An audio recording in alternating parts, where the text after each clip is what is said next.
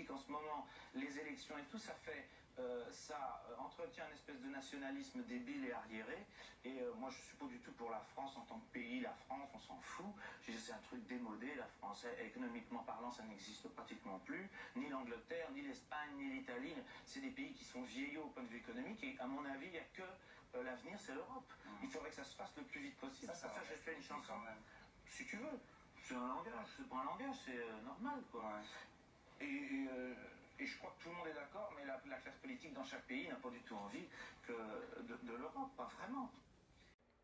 Bonjour à tous, on va parler d'Alain Souchon. Ce que vous venez de voir, c'était déjà en mars 86. Donc monsieur déjà faisait la morale, hein. La France, ça n'existe plus, le sentiment patriotique, bref, voilà. Donc il a encore décidé récemment, sur les antennes d'RTL, de jouer des consciences politiques.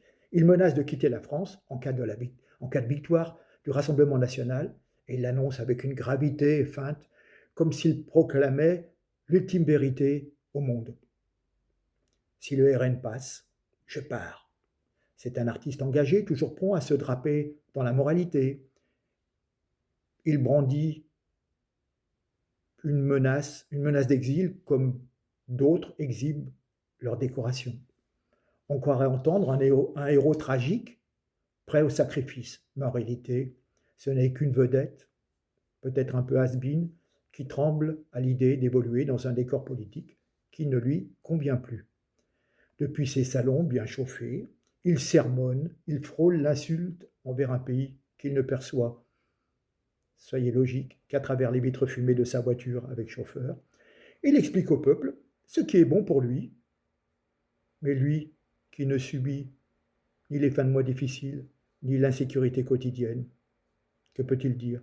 Et maintenant, il menace de partir comme si son départ constituerait une perte historique, un drame national. Franchement, il a un but de sa personne. Ça serait un séisme culturel s'il devait partir. Mais voyons. La vérité, c'est que personne ne retiendra celui qui ne tient à la France qu'à condition qu'elle épouse ses convictions personnelles à lui. Il semblerait d'ailleurs que monsieur possède plusieurs nationalités, française, suisse. J'ai lu quelque part des racines marocaines. Bref, c'est un monsieur à multiples faces, multiples facettes, qui peut s'affranchir certainement de contingences fiscales, hein, nationalité suisse, allez savoir pourquoi, hein. Il y a bien un intérêt, hein. Donc, alors, de parler, discourir sur la France sans jamais devoir y vivre vraiment, et il se permet d'expliquer au pays comment penser, comment voter, comment respirer. Mais on lui demande son avis politique à ce monsieur? Non. On lui demande éventuellement encore de chanter. Puis alors, le paradoxe, c'est ironique, effectivement, c'est que ceux qui l'écoutent encore, ben, je pense qu'il y a des gens de ma génération qui l'ont connu tout jeune et certainement beaucoup de personnes qui sont électeurs du RN.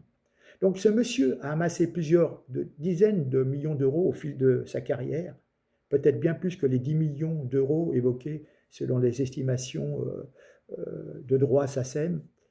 Mais cet argent, a-t-il servi à la France? A-t-il irrigué la France profonde? Non.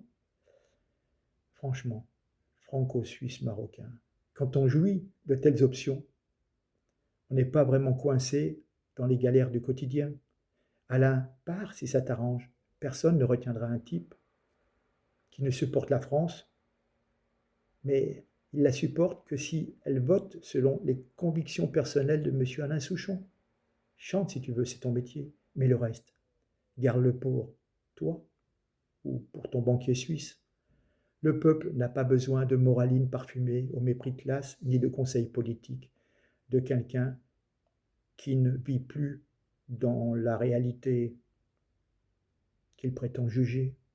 Il ne vit plus dans la réalité du citoyen, de l'habitant de nos villes et de nos campagnes, qui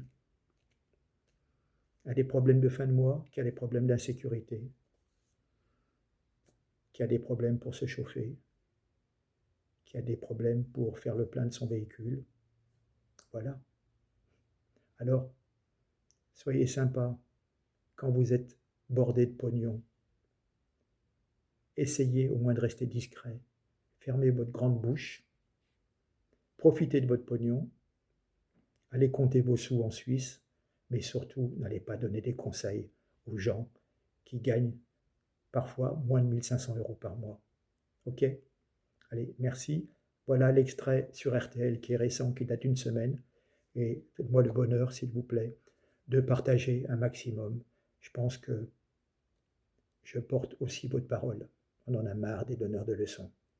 Merci. Le monde culturel a peur, est en panique. La bien-pensance est déjà en campagne pour l'élection présidentielle avec un message. Tous contre le RN et tous les moyens sont bons quand le chanteur Alain Souchon insulte près de 11 millions d'électeurs vendredi matin sur RTL et sûrement au passage une partie de son public. Je ne crois pas que les Français soient assez cons pour élire quelqu'un du Front National pour diriger. Et la ministre des Comptes publics, Amélie de Montchalin, invitée hier du grand rendez-vous sur CNews et Europe 1, n'était pas choquée, ça passe. Sur Alain Souchon et sa proposition ou sa déclaration. Ces insultes. Ces insultes, peut-être. Oui, certainement même. Traiter quelqu'un de con, c'est une insulte. Donc voilà, chacun son langage et sa proposition. Il y a les chanteurs, des présentateurs télé comme Samuel Etienne, Question pour un champion sur France 3, qui parlent du RN. Il explique aux jeunes, peut-être à vos enfants, sur sa chaîne vidéo Twitch. Le Rassemblement National est comme le Front National, un parti qui met la préférence nationale et le rejet de la différence, de l'autre, qui met cette notion-là au cœur de son programme. Le seul gros parti en France qui met au cœur de son programme la question de l'immigration. Pour toutes ces raisons, on pourrait y passer un live entier, le Rassemblement National est, à mes yeux, un parti d'extrême droite. Samuel Etienne a réagi hier après les critiques. Dans le passé déjà et dans le futur encore, le camp d'en face me tombera dessus. Le camp d'en face, dit Samuel Etienne, cela veut tout dire. Ça y va en ce moment. Donc ras-le-bol, Dimitri, des leçons de morale de toutes ces personnes déconnectées qui nous disent ce que l'on doit penser.